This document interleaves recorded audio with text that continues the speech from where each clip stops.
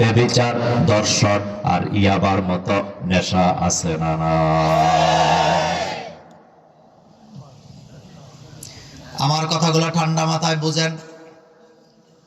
আজকে দুপুরবেলা আমি একটা সাক্ষাৎকার, একটা বক্তব্য শুনছিলাম, প্রেস ব্রিফিং।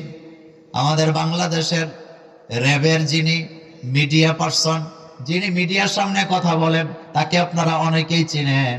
তিনি জাহাঙ্গীরনগর বিশ্ববিদ্যালয়ের একটা দর্শনের তদন্তের ব্যাপারে সাংবাদিকদেরকে ব্রিফ করতে যায় যে কথাগুলা বলতেছিলেন, আল্লাহর কসম আমার চোখ থেকে দরদর করে পানি পড়েছে। পুরাটা বক্তব্য শোনার পরে আমি নিজে মোল্লা নাজিম কান ধরছি আর আকাশের দিকে তাকায় বলছি, আল্লাহ, বাংলাদেশের ভার্সিটি গুলা কোরআন হাদিস দিয়া সাজানো হবে না যতক্ষণ আমি আমার ছেলে মেয়েকে ভার্সিটিতে পাঠাবো না ততক্ষণ। কেন বলছি আগে শোনেন। গত সপ্তাহে জাহাঙ্গীরনগর বিশ্ববিদ্যালয়ে স্বামীকে এক জায়গায় রুমের ভিতরে আটকায়া তার স্ত্রীকে দর্শন করছে পালাক্রমে। নেতৃত্ব দিছে মামুন নামের একটা ছেলে। এই ছেলেটাকে পুলিশ অ্যারেস্ট করেছে, রেবেল লোকেরা অ্যারেস্ট করেছেন। তার সাক্ষাৎকার, তাকে যখন রিমান্ডে নেওয়া হয়েছে, সে যেই কথাগুলি বলেছিলেন, এই কথাগুলো শোনার পরে আমার কলিজা কাফন ধরে গেছে।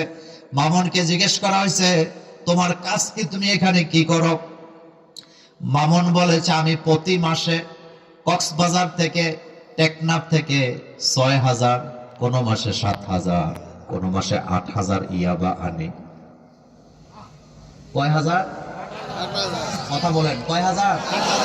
কোন মাসে ৬, কোন মাসে ৭, কোন মাসে ৮। এই কথাগুলা র্যাবের মিডিয়া পার্সন বলতেছেন, মিডিয়ার সামনে কথাগুলি বলছে মামুন্যায়, যাতে দর্শনের নেতৃত্ব দিছে।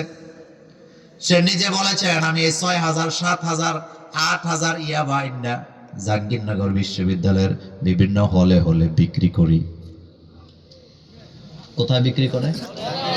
হলে হলে বিক্রি করে। জিজ্ঞেস করছে, এটা কারা খায়? কয় ছাত্র ছাত্রীরা খায়। এখন আপনাদের কাছে আমার প্রশ্ন, মামুন্যারে এবার জিজ্ঞেস করা হয়েছে, এই ৬,০০০, ৭,০০০ তুমি আনো, এই কাজ আরো কি করে নাকি? আরো অনেকেই করে, নাম বলে শেষ করা যাবে না, সংখ্যাটা ২০ থেকে ৩০ জন হতে পারে। এখন আপনাদের কাছে আমার প্রশ্ন, ২০ জন নেশাখোর যদি ১০,০০০ করে অথবা ৫,০০০ করেও যদি ইয়াবা জাহাঙ্গীরনগর বিশ্ববিদ্যালয়ে ঢুকায় থাকে, তাহলে ৫ দুগুণে ১০, ১ লক্ষ ইয়াবা প্রতি মাসে জাহাঙ্গীরনগর বিশ্ববিদ্যালয়ে ঢুকে। তো ১ লক্ষ ইয়াবা যেই কলেজের ভিতরে, ভার্সিটির ভিতরে ছেলে মেয়েরা গ্রহণ করে, এটাকে বিশ্ববিদ্যালয় বলা যায় না, এটা নেশাখোরের আড্ডা হয়ে গিয়েছে।